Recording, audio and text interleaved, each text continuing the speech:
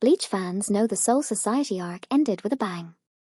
Ichigo and his friends rescued Rukia, Aizen revealed his betrayal, and the stage seemed set for peace. But the anime didn't jump straight into the Car saga. Instead, we got something very different: the Bount arc. Often called filler, this arc still gave us a mysterious new set of enemies, new allies, and some of the most unique battles in Bleach. In this 3-part breakdown, we'll cover the entire Bount storyline in detail.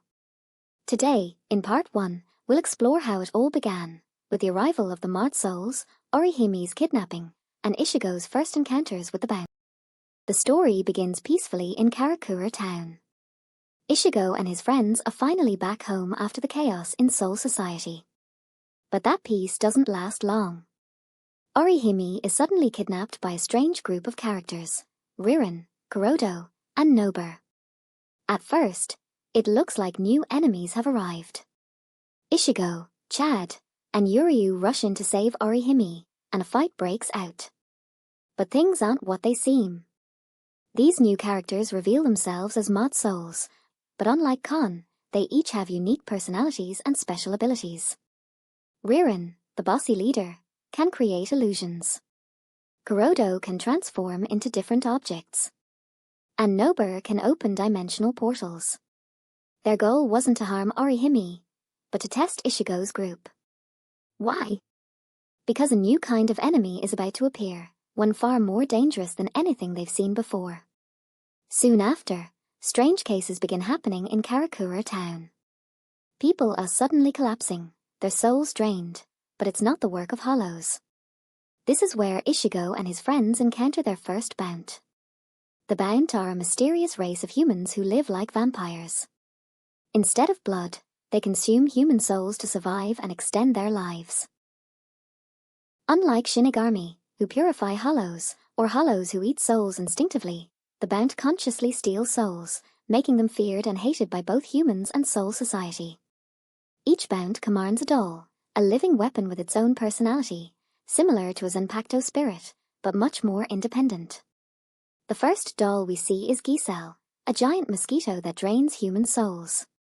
Watching this creature in action makes it clear the Bount are not ordinary enemies. Ichigo and his friends battle fiercely, but they realize the enemy they're dealing with is something completely different from hollows or Shinigami. And the danger is only just beginning. As the Bount threat grows, we learn they have a special interest in Yuryu Ishida, the Quincy. Why? Because Quincy powers can help stabilize the Bount's existence and make them stronger. To the Bount, Yuryu is more valuable than anyone else in Karakura town. This puts Yuryu in constant danger. Even though he lost most of his Quincy powers during the Soul Society battles, he's still being hunted. It also forces him to work alongside Ichigo and the Mod Souls, even though Yuryu usually prefers to act on his own. During this time, we're introduced to one of the most important Bount characters, Yoshino Soma. Unlike the other Bount, Yoshino is gentle, kind, and unwilling to harm innocent humans. She begins forming a connection with Yuryu, showing that not all Bount are evil. While Ichigo's group struggles against individual Bounts, we also start to see the bigger picture. More Bounts appear, each with their own dull and terrifying abilities. Some use flames, others control steel, wind, or even people's minds. And above them all stands their leader, Jin Courier. Charismatic, intelligent, and ruthless, Courier has plans far greater than just stealing souls in Karakura town. Though we don't see his full ambition yet, it's clear he's organizing the Bounts for something massive. By the end of this first phase of the arc, Ichigo and his friends realize the Bounts aren't just another passing threat. They're organized, powerful, and dangerous. And Soul Society seems strangely silent about them, almost as if they know more than they're admitting. And that's where we'll pause for today. In part 1, we saw the arrival of the Mod Souls, the first battles with the Bounts, and the beginning of Yuryu's connection with Yoshino. But this is only the start. In part 2, we'll cover the escalation in Karakura, Yoshino's tragic fate, the truth about the Bount's origins, and finally, the shocking invasion of Soul Society. So make sure to subscribe, Drop a like if you enjoyed this breakdown, and let me know in the comments.